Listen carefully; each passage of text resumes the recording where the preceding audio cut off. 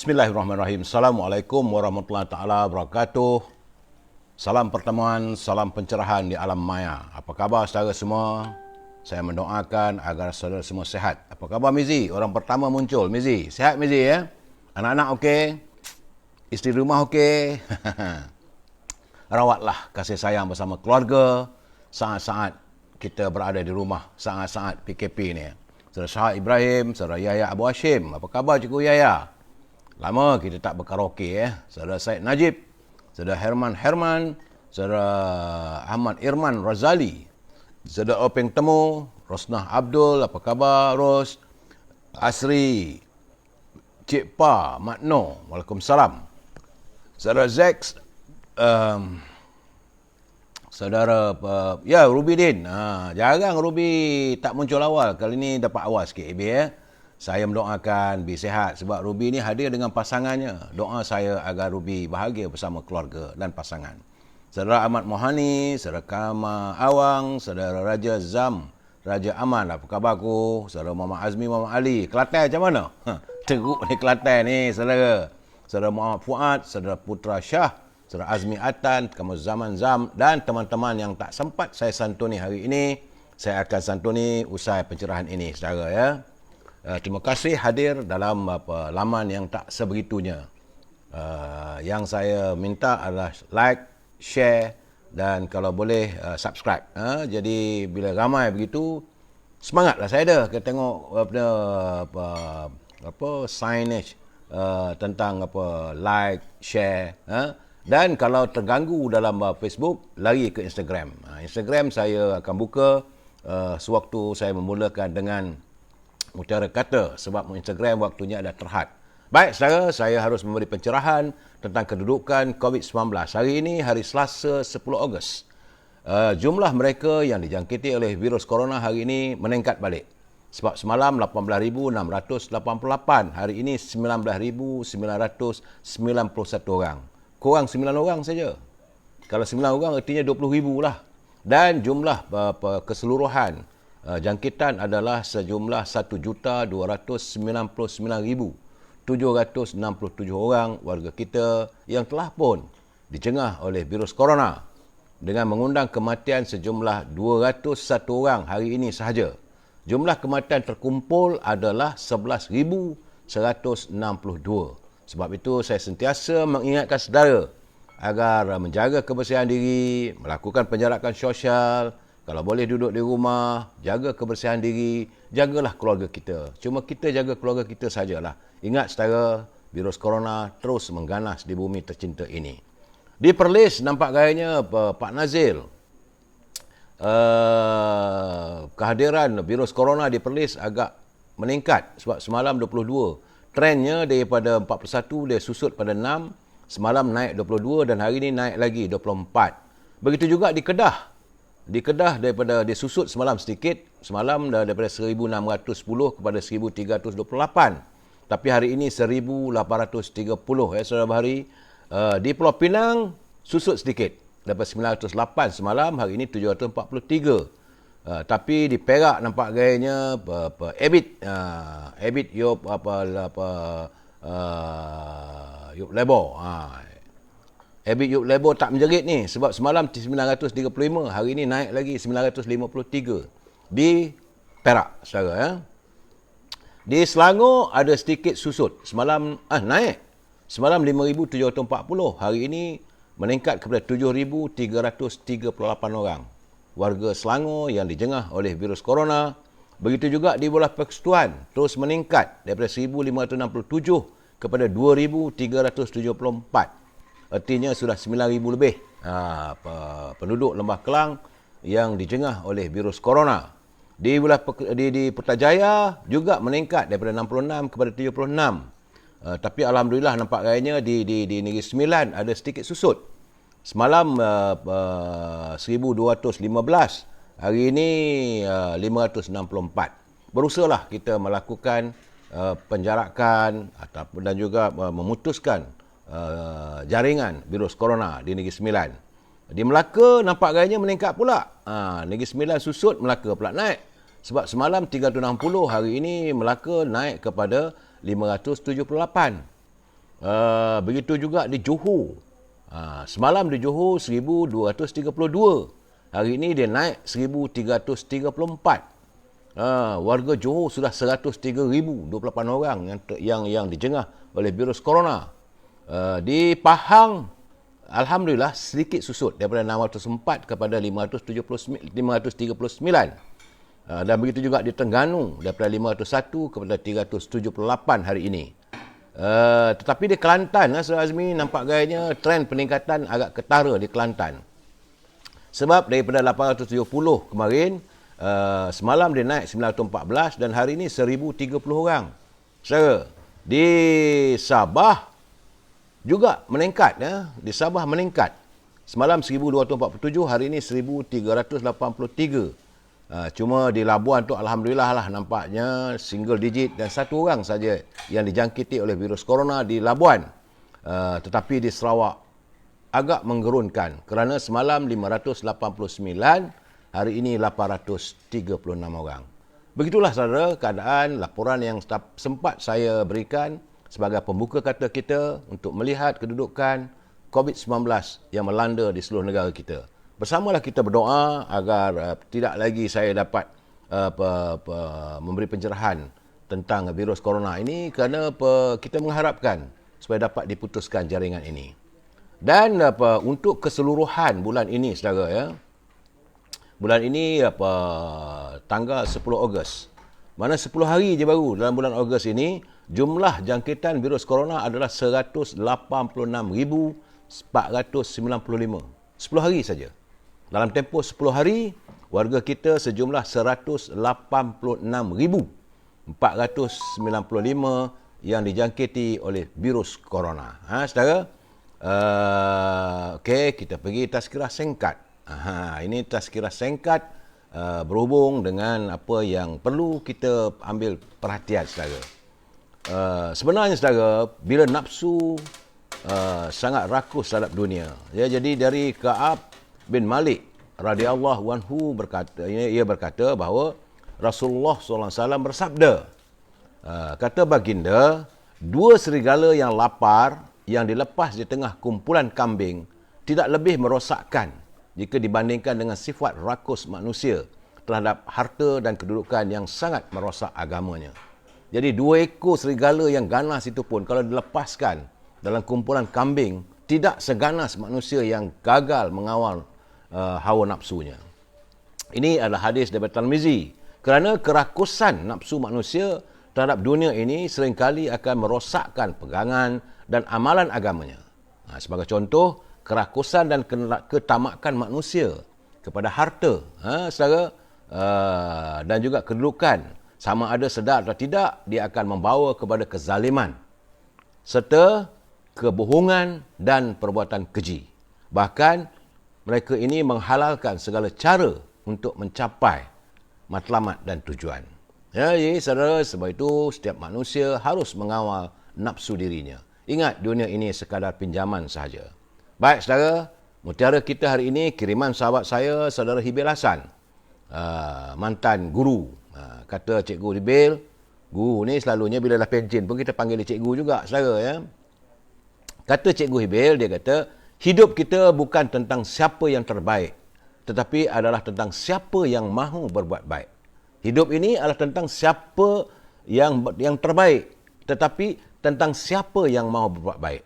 Jika kita dizalimi, jangan fikirkan cara untuk membalas dendam, tapi fikirlah cara untuk menjadikan diri kita lebih baik daripada mereka. Terima kasih saudara Hibil Hasan atas kiriman mutiara kata yang begitu bermakna. Apa khabar saudara Hulu Balang? Hulu Balang Jambang join.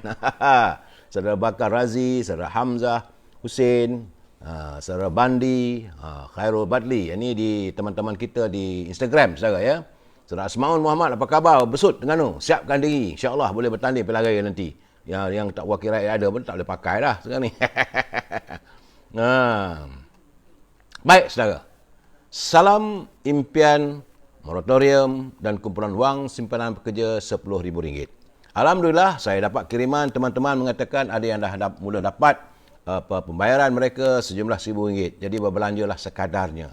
apa nak buat, kalau itu saja yang ada. Saya seriau juga sebab ada culipan mengatakan bahawa ini beberapa kesatuan minta supaya diadakan satu kertas putih untuk menyiasat tentang kedudukan wang, kumpulan wang simpanan pekerja yang kabarnya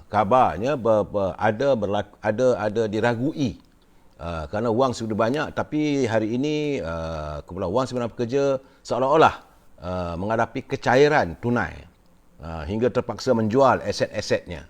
Sedangkan sepatutnya kalau fund manager ataupun pengurus dana di kumpulan wang simpanan pekerja itu, mereka harus menyimpan sejumlah wang yang boleh dicairkan untuk waktu-waktu darurat. Tapi ini bila berlaku darurat, wang itu seolah-olah tidak dapat dicairkan, maka terpaksa dijual aset bila penyimpan mahu mengeluarkan wang mereka. Sebab itu diminta supaya ada satu siasatan. Dulu lagi saya dah bercakap, perlu ada kertas putih berhubung siasatan terhadap mereka yang mentadbir kumpulan wang simpanan pekerja. Sebab ini wang rakyat. Bukan wang kerajaan, saudara. Ini wang rakyat yang dicarum oleh pekerja hasil daripada titik peluh mereka dan juga dicarum oleh syarikat di mana mereka bekerja. Jadi wang itu tidak sepatutnya diselewengkan. Jadi kalau ada penyelewengan, perlulah mereka ini dihadap ke muka pengadilan. Kerana hingga saat ini masih belum ada lagi kita kedengaran apakah kumpulan wang simpanan pekerja melakukan auditing dalaman dan sebagainya, dah panggil auditor luar. Kita minta lah, kerana kita melihat ada sedikit keraguan tentang kedudukan di kumpulan wang simpanan pekerja. Itu dapat saya melihat, mendengar daripada YouTube semalam. Dia kata bahawa jumlahnya dianggarkan sekitar 1 triliun. Banyak tu. Saudara, itu dapatan saya melalui YouTube yang tersiar melalui suara orang kampung katanya. Jadi saudara, sebab itulah saya katakan kalau kita berbelanja tanpa had, tanpa kelulusan parlimen, maka negara akan bankrupt. Tapi berhubung dengan kedudukan moratorium masih sekarang masih belum ada lagi penjelasan yang tuntas dari pihak pemerintah apakah pihak bank bersetuju untuk memberi kelegaan kepada pemitang, saudara. Seperti biasa, saya ingin menjelaskan, sila ambil perhatian. Kalau ada orang menggunakan nama saya, menggunakan gambar saya, sila delete lah, tak payah. Sebab saya tak ada mengupah sesiapa, saya tidak apa-apa meminta sesiapa berhubung dengan saudara. Kalau saya nak berhubung, saya akan telefon sendiri tanpa menggunakan macam mana sekarang. Sebab saya khawatir lah, zaman sekarang ni scammer. Tadi pun ada juga macam anak saya beli barang melalui syarikat-syarikat online ni. Berlaku permasalahan, barang tak sampai dan sebagainya. Dalam keadaan begini, Kementerian Perdagangan Dalam Negeri harus mengkaji lah supaya hak pelindung itu, hak pengguna itu dapat dilindungi. Mesti ada insurannya kalau mereka membeli barangan tak sampai ataupun barangan itu sampai ke tempat lain. Jadi itu bukan masalah pembeli, itu masalah pemilik ataupun penjual lah. Dalam keadaan begini, jangan melepaskan segala masalah itu kepada rakyat. Akhirnya rakyat juga yang terpedaya dan tertipu. Jadi Kementerian Perdagangan Dalam Negeri harus menjaga hak pengguna. Dan kalau boleh, biarlah mesti adalah satu skim insurans yang dibeli bagi pihak pengguna yang memesan barangan. Kalau tak sampai, maka perlu dibayar balik lah. Ini wang dah habis, wang dah diambil, tapi barangan tertunggu-tunggu. Ada yang sehari, ada 2 hari, ada 3 hari, tidak menepati janji. Bagaimana begitu? Ya, Saudara Ridwan, Waalaikumsalam, Saudara Ramli Rahim, kemungkinan benar ke kerajaan PN dan banyak berhutang dengan KWSP?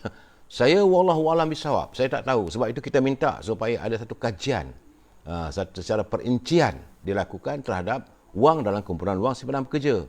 Ini wang rakyat. Bank semua wang simpan di public mutual. Pun saya tak dapat nak tahu sebab saya bukan pakar kewangan, saudara. Tapi yang saya lihat daripada satu YouTube, suara orang kampung, katanya semalam lah saya baca, saya terkejut. Katanya ada lebih kurang 1 triliun, hampir 1 triliun wang daripada kumpulan simpanan pekerja.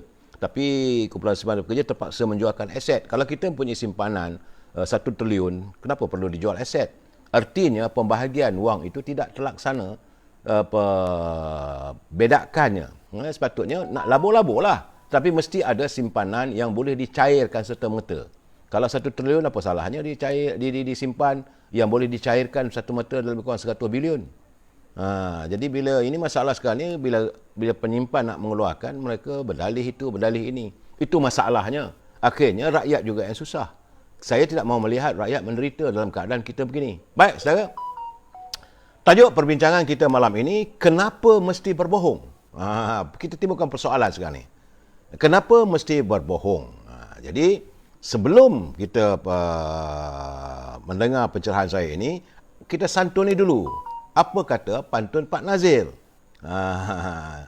Kata Pak Nazil, pergi baru hujung minggu, pagi berkabut, tidak selesa. Rumah menyuruh, kubur menunggu, masih berebut harta kuasa. Ini persoalan yang dilontarkan oleh Pak Nazil. Rumah kata pergi dah, dan kubur kata mari. Masih lagi nak berebut kuasa, berebut harta dan sebagainya. Ini memberi peringatan lah. Bukan hanya pada pemimpin, pada diri kita juga. Jadi wang, harta bukanlah segalanya. Siapkan diri kita untuk masa depan. Saudara Pak Lampozi, apa khabar? Sihat? Kata Pak Nazir lagi, setelah bersara, menternak itik. Usahanya ligat, keluarga disara. Perlembagaan negara diperkotak-katik, diremeh gugat pemimpin negara. Ini nampak gayanya Pak Nazir marah tentang perlembagaan negara diperkotak-katikkan, diremeh-temehkan. Akhirnya kita dalam keadaan yang in the limbo, dalam suasana yang tak menentu. Saudara Hazim Lebay pernah kata berbohong itu tidak salah. Itu Pak Lebay ini pakar mengeluarkan dalil. Sebenarnya yang saya pernah baca, yang mengatakan dibenarkan berbohong adalah komunis. Mereka yang berfahaman komunis mengatakan bahawa berbohong itu boleh asalkan mencapai matlamat. Kita membenci secara total sebarang fahaman begini. Ialah macam komunis kata, asalkan matlamat dia tercapai, bohong pun tak apa. Kita tak mau. Kita bercakap yang benar. Itu saudara ya. Sebab itu kita membenci ajaran komunis. Tapi kalau saudara tanya saya tentang lebay-lebay itu, saya pun tak faham lah. Macam mana pula lebay-lebay ni? Sebab mereka lebih dekat dengan agama. Agama mengatakan orang berbohong itu adalah orang yang munafik. Kemunafikan manusia, pertama sekali, kalau dia bercakap, dia berbohong. Kalau dia berjanji, dia mungkar. Kalau diberi amanah, dia akan memusnahkan amanah itu. Dan orang yang munafik ini, kata Rasulullah SAW, adalah seperti mencari seekor kala jengking warna hitam di atas batu hitam di malam yang gelap gelita. Susah nak tengok. Cuma kita dapat lihat sikapnya. Kalau dia berbohong, oh munafik. Kalau dia mungkar dalam janjinya, oh munafik. Kalau dia tidak amanah, setiap amanah diberikan itu didustai, orang munafik. Itu dia saudara ya. Saya minta maaf lah sekarang pengetahuan saya saudara. Dan saya ingin memberi peringatan sekali lagi, jangan lupa saudara, ini adalah pencerahan politik mengikut kefahaman saya.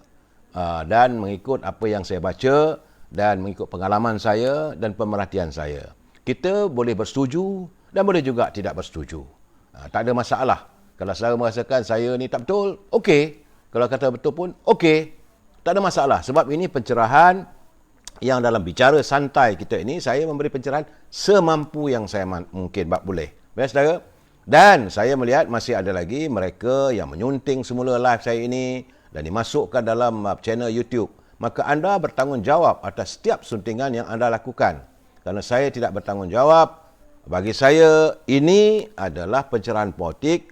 Dan saya tak ada berkemampuan untuk menyemak, untuk melihat atau mentadbir.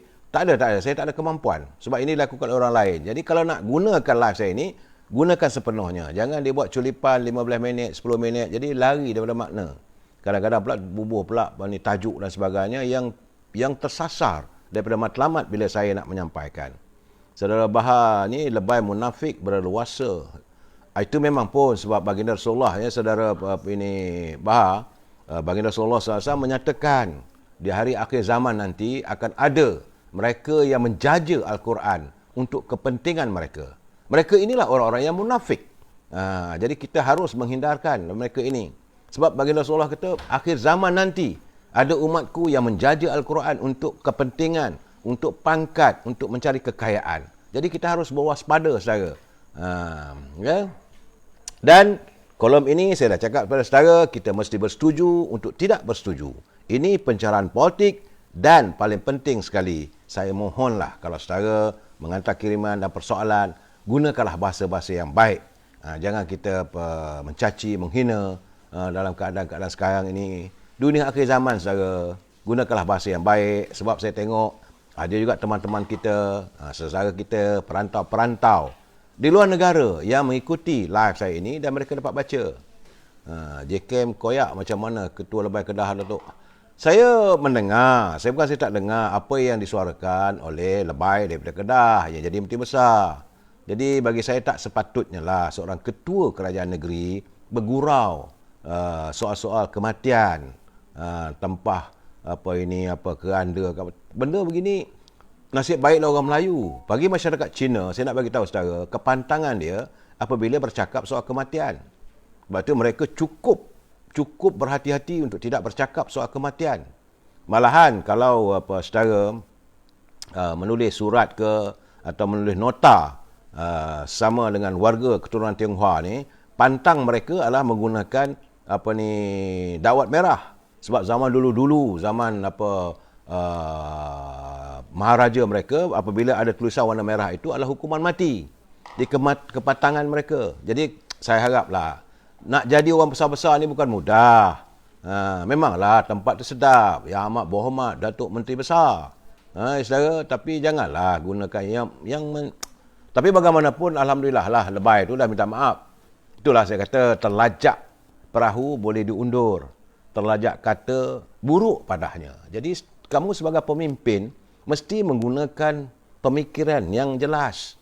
Mesti ada timbang taranya. Sebelum mengeluarkan kata-kata itu, berfikir dahulu.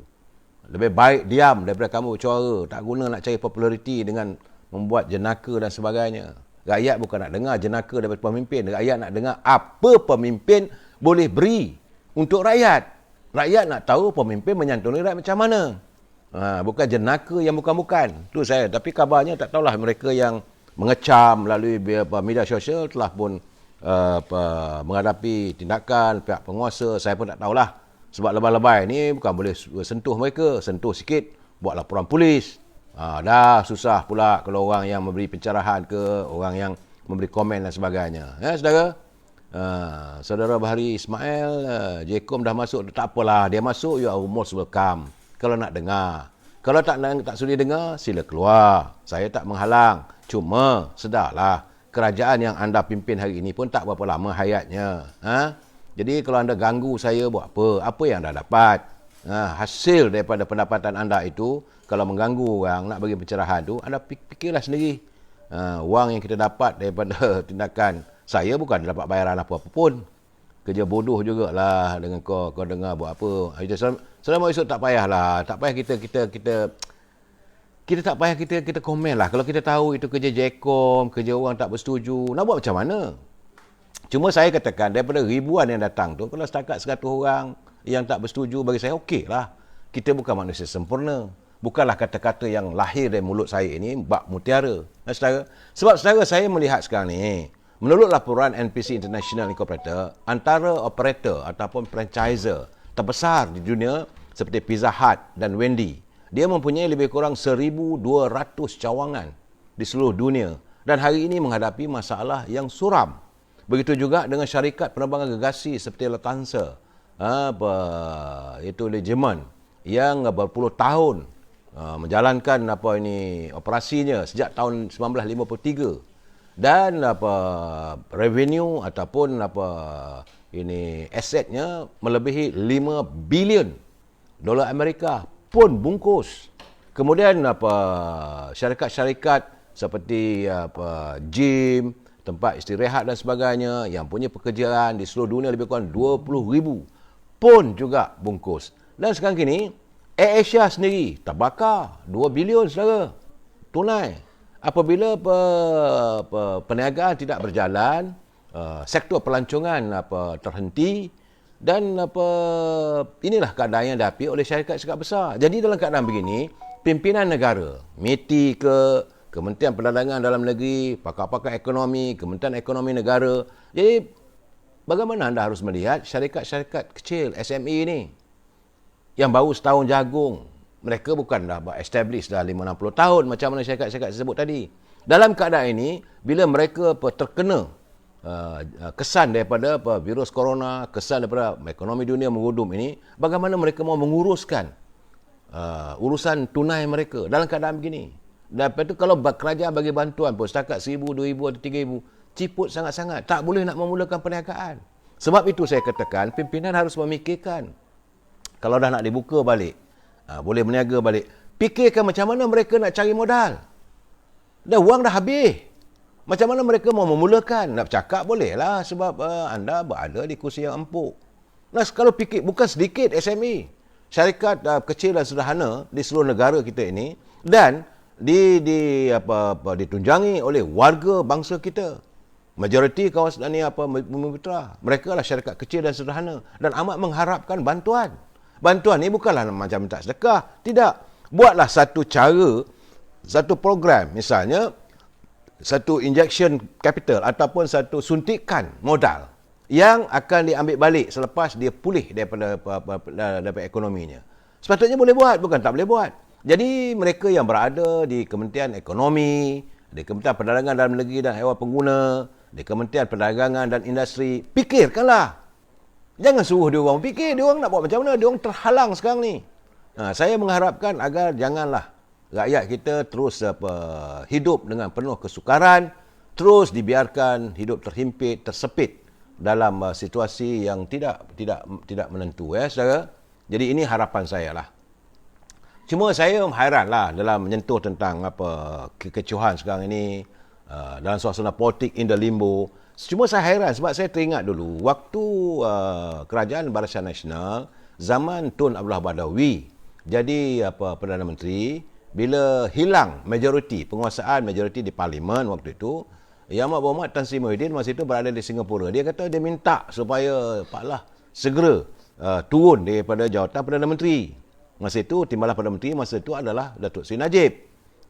Dia menghubungi Datuk Najib, kita suruhlah Pak Lah berhenti sampai bila lagi. Sedangkan hari ini bukan sahaja dia tidak mendapat kehilangan two-third majority di Parlimen, malahan tak ada sokongan. Tiada sokongan. Jadi rakyat nak tanya bila nak berhenti. Sebab janganlah begitu. Untuk orang kamu boleh buat, untuk diri sendiri tak nak. Ini masalah sebenarnya. Dan hari ini sebagaimana saya adalah culipan saya dapat pandangan daripada Dr. Amran Muhammad daripada ISI. Dia kata pemimpin bertarung dengan kuasa, sedangkan rakyat bertarung dengan nyawa. Ini realitinya.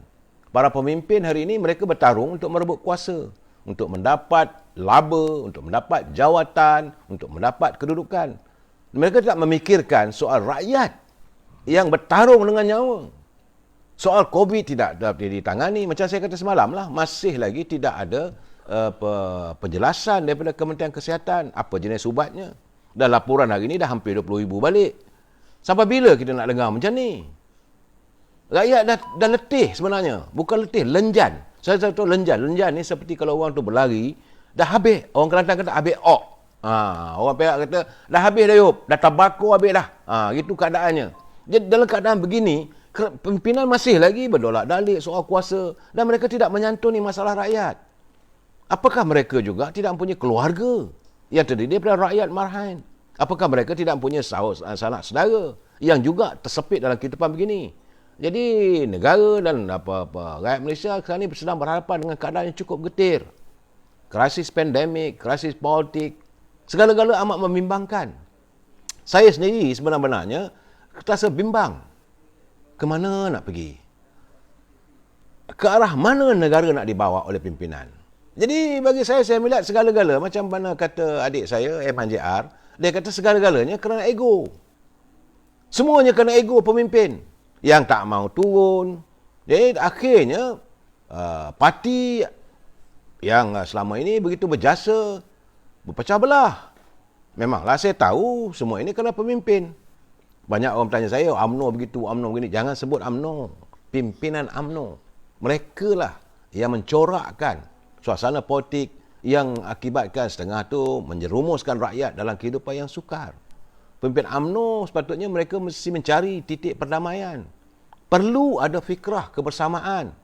Yes, apa yang berlaku sekarang ni adalah kerana masing-masing ada ego, ada sombong. Jadi dia saja yang betul, orang lain tak betul. Jadi kalau presiden cakap pun presiden disanggah. Timbalan presiden bercakap, timbalan presiden disanggah. Susah Agung bercakap, Susah Agung tak betul. Dia saja betul. Inilah masalah yang ada dalam UMNO sebenarnya. Sebab saya katakan bukan parti UMNO, pimpinan dalam UMNO. Jadi sekarang ni amat memeranjatkan kita dengan pengumuman perutusan yang amat berhormat Perdana Menteri yang mengatakan bahawa kerajaan akan melaksanakan mereka yang datang ke negara kita ni kononnya untuk menghidupkan industri pelancongan. Mereka datang sini boleh dikuarantinkan. Kalau dia dulu kita mempunyai second home program My Second Home. Jadi mereka yang punya wang, simpanan yang banyak, boleh membeli hartanah di sini, bolehlah duduk di negara kita ini, dapat special permit. Jadi orang ini diizinkan untuk datang semula ke negara kita dan melakukan kuarantin di rumah. Kita kata bukan tak boleh. Rakyat di Malaysia sendiri pun kau masih nak kuarantin lagi, sedangkan kau bawa ini orang dari luar. Apakah nak mengundang maut lagi? Jadi keputusan yang buat oleh pemimpin, apakah telah dikaji? Jangan sampai kita mengundang lagi. Dulu, punca serangan COVID ini apabila Kementerian Pelancongan mempertahankan untuk pelancong-pelancong daripada negara China diizinkan berada di negara kita. Saya masih ingat lagi. Masa itu Ketapi Menteri Pelancongannya. Kemudian Datuk Zulkifli yang saya katakan anda bertanggungjawab. Kemudian Dr. Mahathir sendiri. Boleh kata kalau mereka datang takkan nak biar duduk dalam reban ayam. Soalnya kita tidak mahu orang yang berpenyakit datang ke negara kita. Kalau awal-awal kita tutup negara kita. Dulu waktu tu saya dah bercakap. Kalau saya ingat balik live saya ni, saya dah kata tutup negara kita ni. Tapi masih lagi. Dan sekarang ni pimpinan hari ni seolah-olah nak membuka balik. Apakah mahu negara ini dikangkangkan kepada mereka untuk datang dan membawa segala jenis penyakit, dan rakyat yang ni kita akan mengundang maut lagi. Tak cukup lagi masalah yang ada. Kemudian bila masalah outbreak, apabila penyakit melebar, rakyat juga yang terpaksa terkurung di rumah. Ini kadang sekarang ni banyak saudara, kluster Siwa Gangga, kemudian macam-macam lah yang kita dengar daripada kajian daripada Institut Kesihatan daripada Singapura mengatakan bahawa dunia masih lagi belum tentram dengan segala jenis mutasi jenis D614G ini telah dikesan. Ini gambarannya.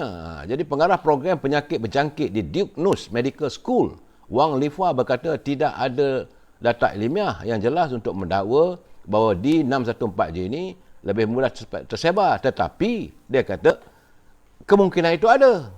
Ini masalahnya. Jadi kita kena tengoklah. Jangan kita fikirkan diri kita saja, saudara. Dan lepas itu nanti kita pun nak buka sekolah balik. Sepatutnya dikaji balik. Kementerian Kesihatan duduk dengan Kementerian Pendidikan. Perhalusi satu persatu. Sebab, saudara, saya nak bagi tahu, generasi kita setiap tahun, usia yang 6 tahun, 6 ke 7 tahun, itu berada di sekolah darjah 1. Kemudian darjah 2, darjah 3, darjah 4, darjah 5, 6 dan sampai darjah 6. Setiap tahap itu adalah jumlah generasinya adalah untuk setiap tahun itu 425,000 paling kurang. Jadi kalau kali 6 ada 24 juta anak-anak kita yang mau dibuka sekolah, kita dedahkan lagi dengan penyakit. Pastikan bahawa penyakit ini sudah dapat, ini dalam keadaan nak buka sekolah, dalam keadaan 20,000 jangkitan. Saya fikirlah, saudara Jidin, fikir. Jangan sedap mulut saja terus nak buka. Sekarang ni okey, buatlah ini latihan di rumah dan sediakan peralatannya. Sebab kanak-kanak, anak-anak kita ni belajar di rumah bukan tak boleh. Dalam kawalan ibu bapa, selamat. Kalau dibenarkan mereka keluar rumah lagi, kita khawatir.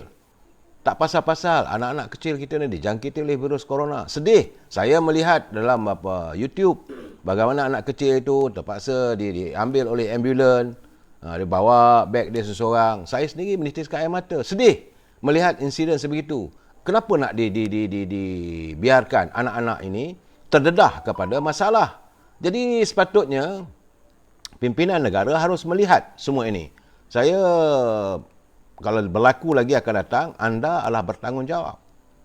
Anda adalah bertanggungjawab atas kematian. Macam mana yang saya tengok ada laporan. Sudah pun ada laporan polis yang dibuat terhadap Menteri Sains dan Teknologi.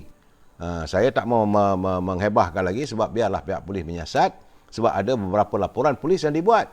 Kerana mereka merasakan bahawa kematian yang berlaku begitu meningkat begini tinggi, bahawa Kementerian Menteri vaksin ini juga tidak terlepas daripada tanggungjawab itu. Begitu juga dengan Menteri Kesihatan.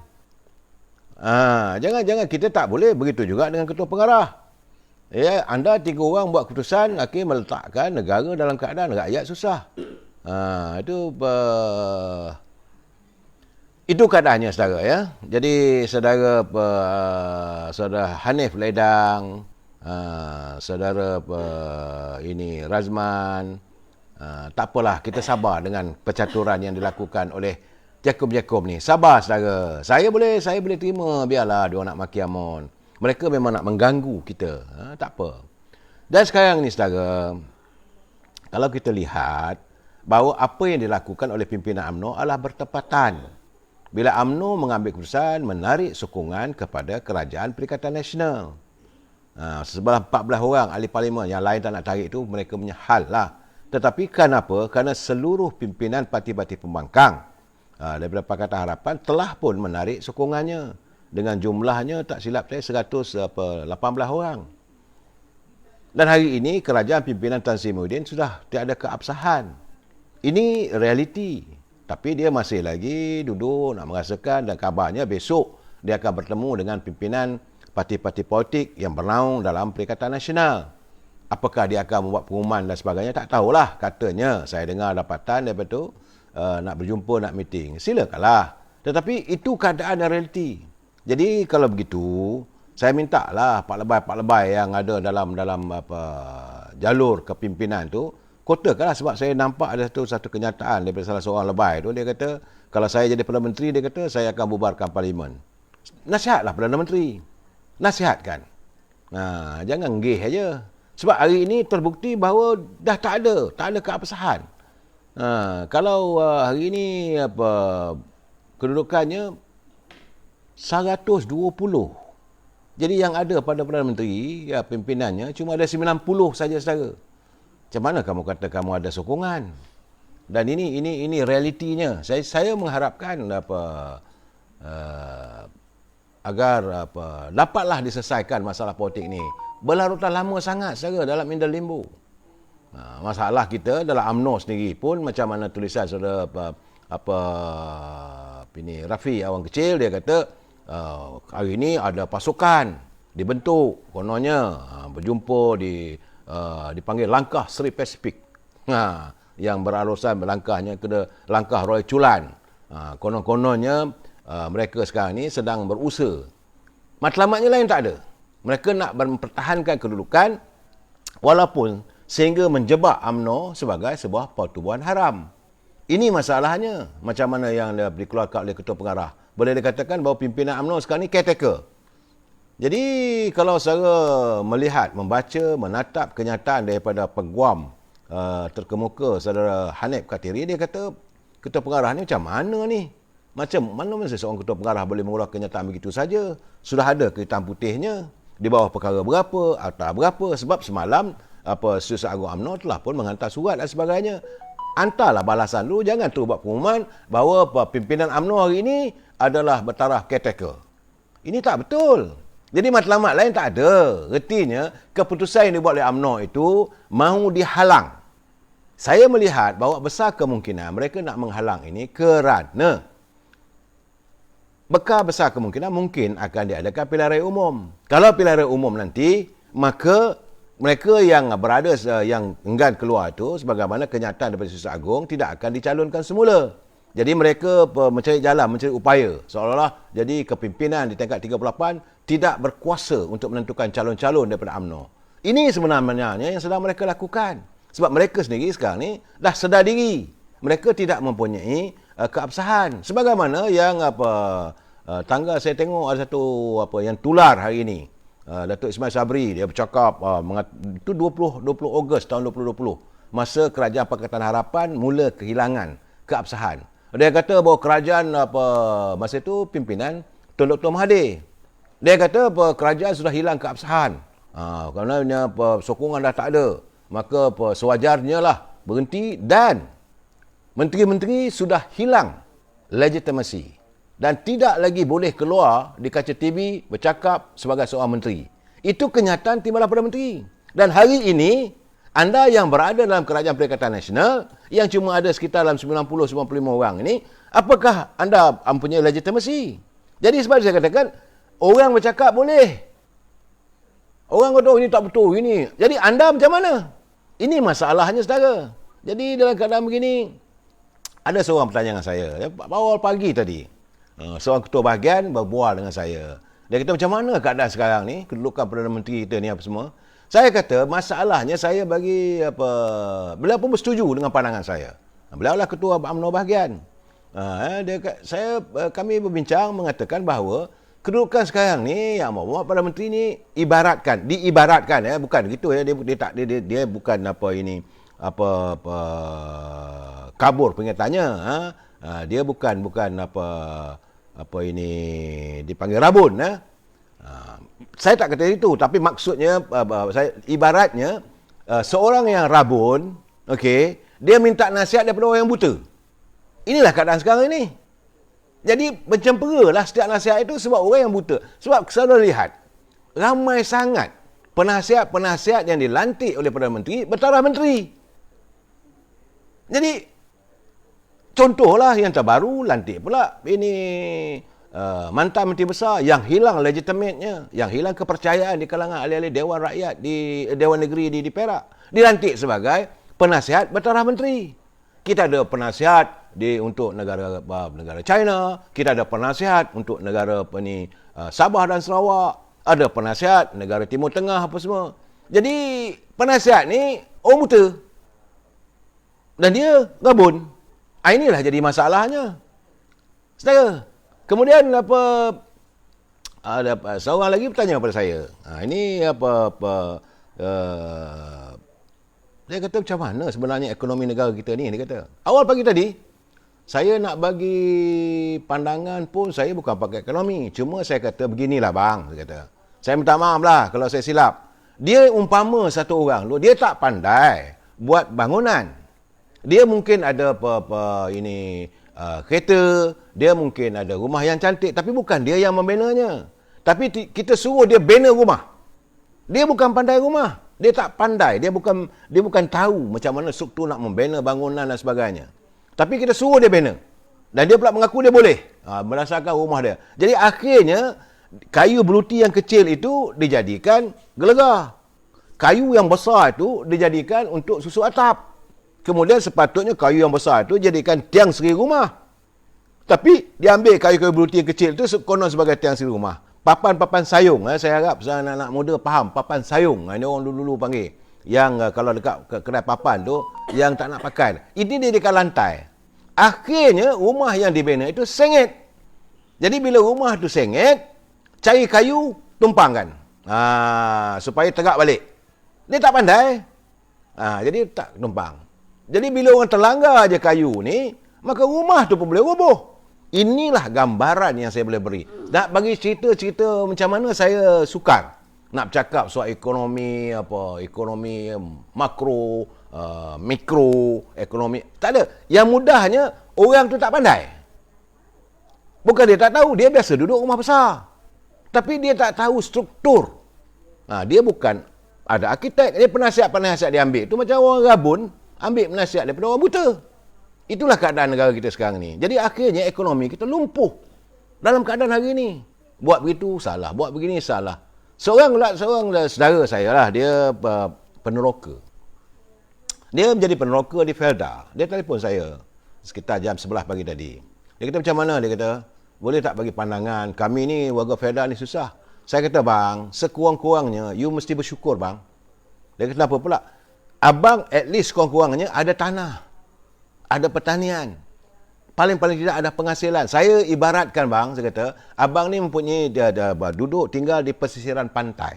Ya, di pesisiran pantai ni sekurang-kurangnya abang ada sampan, abang ada pukat, abang ada pancing. Jadi macam mana pun boleh jugalah pergi ke laut mencari ikan, dapat penghasilannya. Tetapi ramai rakyat kita ni, dia tak ada sampan, dia tak ada pancing, dia tak ada pukat. Apa yang dia ada adalah joran buluh. Bukan joran yang cantik, joran buluh. Dan tali benang tu diikat pada tali dawai. Meranduklah dia dalam gigi air tu untuk mencari kalau ada ikan. Itulah rakyat hari ini. Oh begitu. Ya, jadi sekurangnya anda sebagai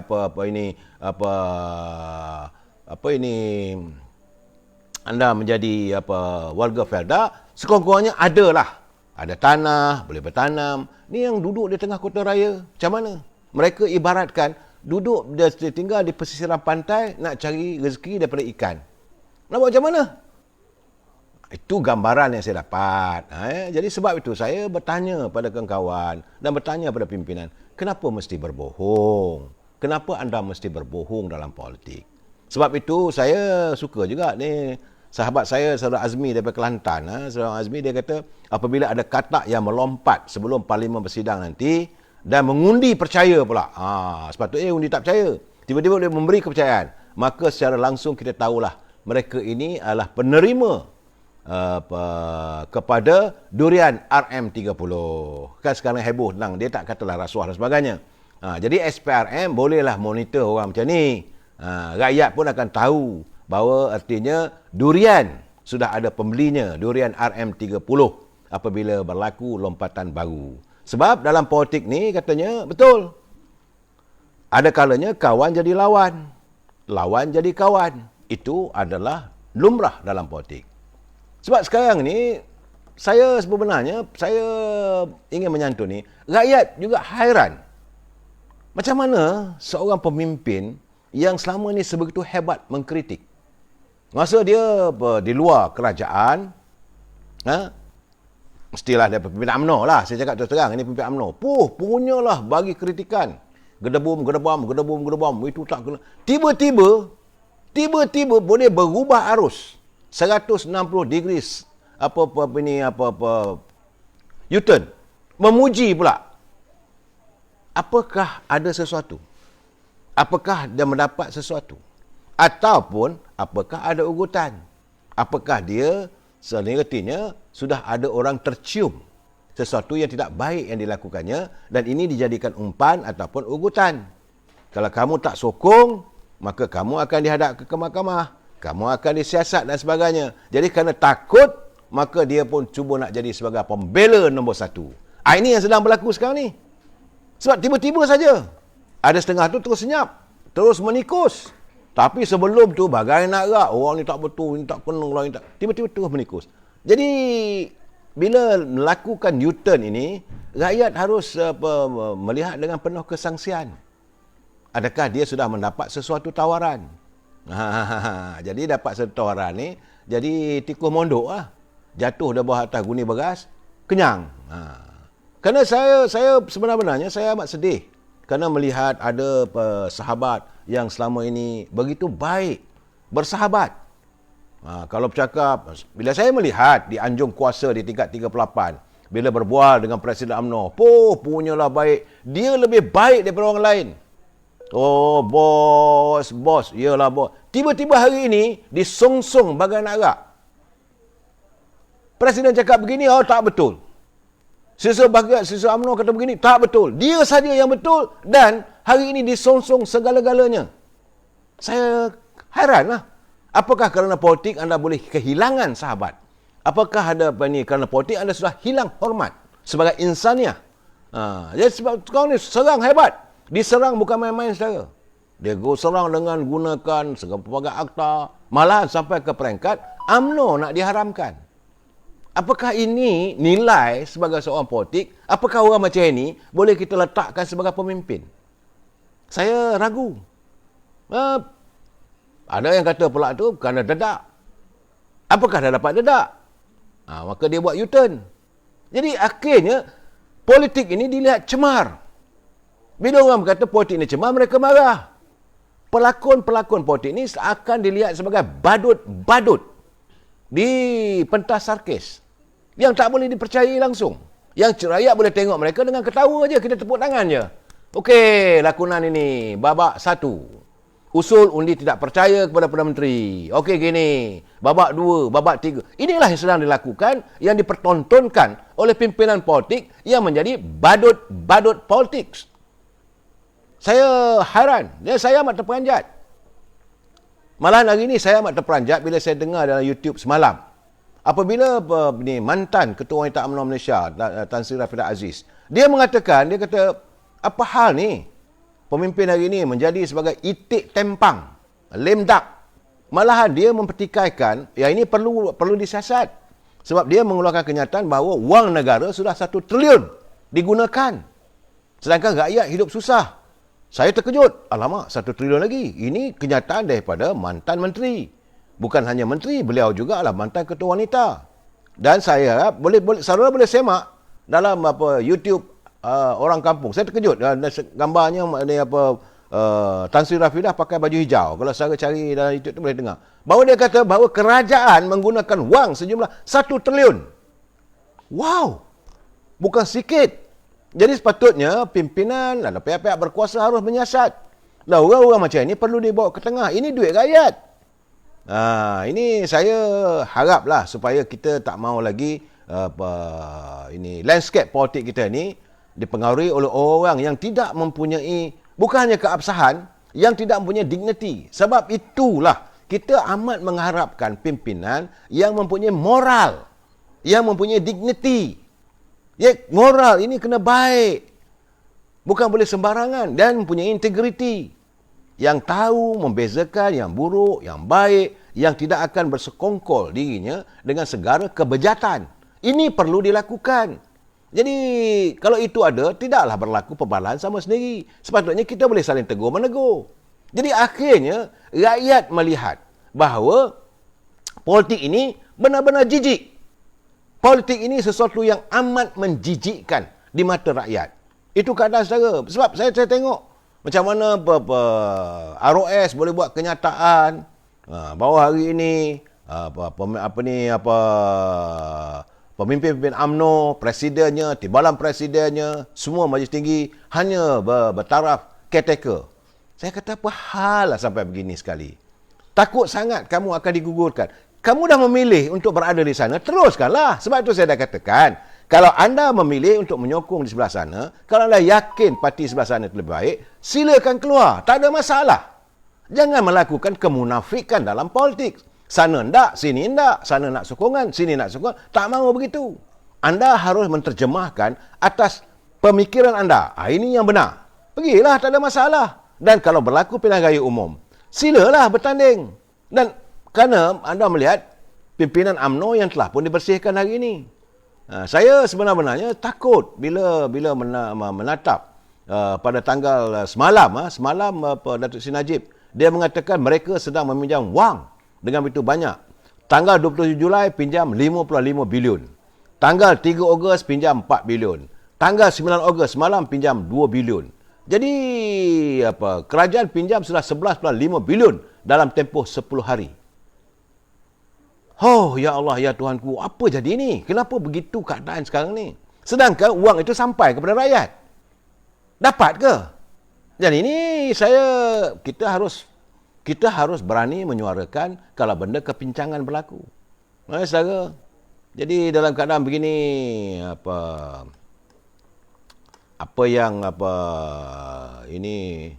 ini Datuk Ismail Sabri dulu kata bawah 112 majoriti. Tadi saya dah cakap tadi.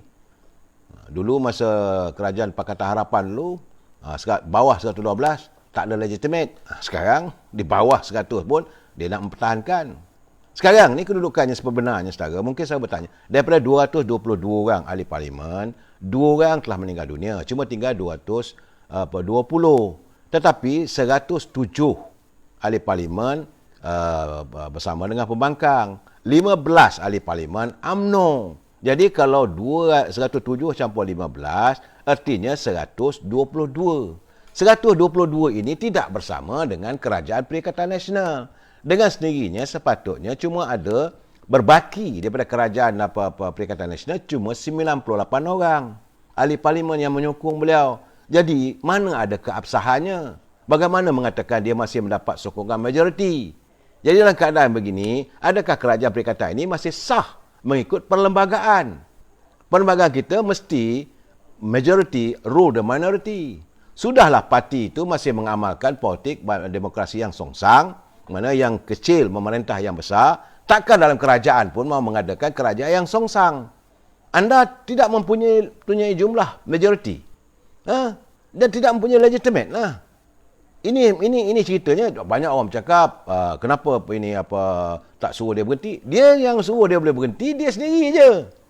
Setelah dia menyedari, semoga saya harap besok dia berjumpa dengan pimpinan parti-parti. Kalau dia sedar, dia letak jawatanlah. Saya mengharapkan begitu. Ataupun bubar parlimen. Dan banyak orang bertanya, ini persoalannya yang ditimbulkan, mengatakan bahawa UMNO ini, pimpinan Datuk Seri Hamidi mahu meletakkan seseorang jadi Perdana Menteri. Mereka lupa, tuntutan UMNO kita nak adakan pilihan raya. Dan UMNO tidak pernah menyanggah hak dan kuasa mutlak Agong. Soal siapa yang Agong nak lantik sebagai Perdana Menteri, itu kita letakkan pada istana. Dan tuntutan UMNO kalau boleh nakkan pilihan raya. Sebab kita nak bagi balik pada rakyat untuk menentukan siapa pimpinan masa depan. Itu saja. Jadi bukan nak, sebab itu saya tak mau ulaslah tentang orang kata nak bagi Anwar Ibrahim. Ini bagi saya tak timbul. UMNO bukan begitu. UMNO punya cara, segala-gala ketentuan dalam perlantikan seorang Perdana Menteri itu ditentukan di bawah artikel 43 hak mutlak raja. Hak mutlak Duli Yang Mulia yang di-Pertuan Agong. Kalau di negeri itu hak Sultan negeri itu melantik siapa yang pada fikiran baginda boleh mendapat sokongan di kalangan ahli dewan untuk jadi menteri besar. Kalau di negara kita di peringkat federalnya, siapa yang Agong fikirkan boleh mendapat sokongan di kalangan ahli dewan rakyat untuk menjadi Perdana Menteri. Itu kuasa baginda. Jangan kacau lah. Jangan usik lah. Jangan cuba-cubalah. Orang ni nak acukan. Mesti orang ini. Saya nak cakap terus terang. Seandainya besok mungkin kalau Tan Sri Perdana Menteri memikirkan dia dah tak ada legitimate, dia berhenti. The entire cabinet. Seluruh kabinet itu dengan sendirinya terbubar. Dan terpulanglah kepada Duli Yang Mulia Tuan Agong untuk memikirkan sama ada nak meneruskan dengan melantik seorang Perdana Menteri yang baru bersama dengan kabinet yang akan dibentuk oleh Perdana Menteri itu ataupun membubarkan parlimen. Itu saja, saudara. Jadi masalahnya kenapa yang kita lebih-lebih awal nak membicarakan soal hak kuasa Duli Yang Mulia Tuan Agong. Soal kepercayaan di kalangan ahli dewan memang dah tak ada, dah merosot. Sebab hari ini saya mendapat khabar daripada 15 orang, ada tambahan lagi 2 orang lagi. Di kalangan mereka yang dikatakan menyokong Kerajaan Perikatan Nasional, ada 2 orang lagi akan menarik diri. Sama ada nak buat pengumuman besok atau lusa, saya tak tahu. Dapatan saya mengatakan 2 orang ini akan menarik diri sokongan. Artinya kalau tarik lagi diri, tinggal berapa orang aja lagi. Dan kalau itu keadaannya, terbaiklah. Sebab saya katakan, yang terbaik bagi seorang Perdana Menteri yang mempunyai integriti, yang mempunyai moral, berhentilah cara baik. Sebelum anda dijatuhkan dengan memalukan di dalam dewan. Malahan, kata timbalan speaker pula, dia kata, untuk susunan atau Dewan Persidangan yang akan didalamkan pada 6 September akan datang, belum ada lagi usul undi kepercayaan terhadap Perdana Menteri. Saya agak terperanjat. Sebab Dewan akan bersidang pada 6 September. Dan tinggal lebih kurang dalam 20 hari, 25 hari lagi, Dewan akan bersidang. Kalau Dewan bersidang, usul undi kepercayaan ini tidak dibawa. Apa cerita ni? Masih lagi nak menongkat, masih lagi nak duduk. Okey? Nak duduk sebagai Perdana Menteri, sedangkan anda dah hilang keabsahan. Janganlah sampai tiba-tiba nanti ahli parlimen bawa usul, ditolak, jadi kecoh lagi parlimen. Sampai bila parlimen ni nak bersidang, nak membincangkan soal rakyat, soal kehidupan. Ini masih lagi yang tergantung pada persidangan yang lepas. Tak masih lagi, tak ada penyelesaian. Kita nak tunggu apa programnya. Yang meniaga nak fikir macam mana cara nak menyelamatkan perniagaan ataupun nak meniagakan permulaan. Yang tak ada kerja duk fikir macam mana nak cari penghidupan. Rumah bertambah teruk lagi. Wang diperlukan sedangkan poket dah tak ada duit. Saya jumpa kawan-kawan. Memang teruk saudara. Bukan hanya sebenarnya keruntuhan ekonomi ini tidak dialami oleh kita saja di seluruh dunia. Jadi apa perancangan pimpinan? Sebab itu bila saya cakap, anda kata saya ni berkempen untuk Tengku Razali. Saya kata perlu cari satu orang yang pakar dalam ekonomi. Itulah sepatutnya yang terbaik. Tapi anda marah pak saya. Jadi saya diamlah benda tu, terpulanglah. Yang penting bagi saya sekarang ni, kita mesti mencari seorang pandai. Tukang rumah yang boleh membina rumah yang baik supaya kita dapat duduk dalam sebuah rumah yang benar-benar teguh, kukuh, cantik di mata. Kita sambung lagi malam esok. Wabillahi taufiq wal hidayah. Assalamualaikum warahmatullahi taala wabarakatuh. Selamat malam.